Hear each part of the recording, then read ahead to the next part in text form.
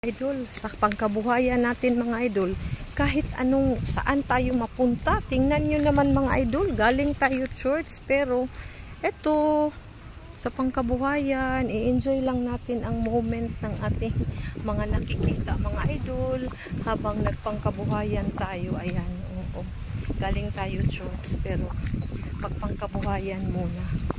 Pero eto, i-enjoy natin ang ating kalikasan mga idol. Ayan, napakagandang tanawin.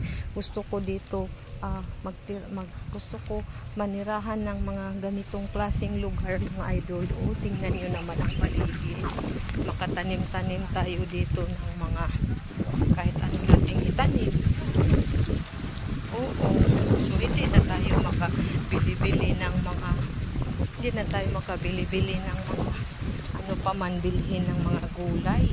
Kasi may pwede na tayo dito kung ganitong klase ang ating titirhan. O di ba makabili tayo, makatanim-tanim, makasave pa din ng di ba may mga mais dito. O ganyan klase ang gusto nating buhay. Sarap balik-balikan ang buhay ng probinsya mga idol. O yan ang gusto ko sana. Doon ako manirahan. Ang buhay na simple, may maraming mga tanim-tanim.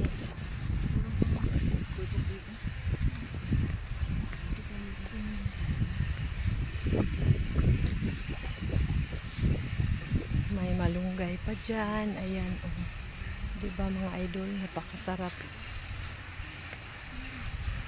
manirahan sa mga ganitong lugar. Tingnan nyo naman.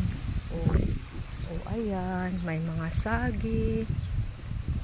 Napakagandang tanawin mga idol. Pero eto, nagpangkabuhayan tayo.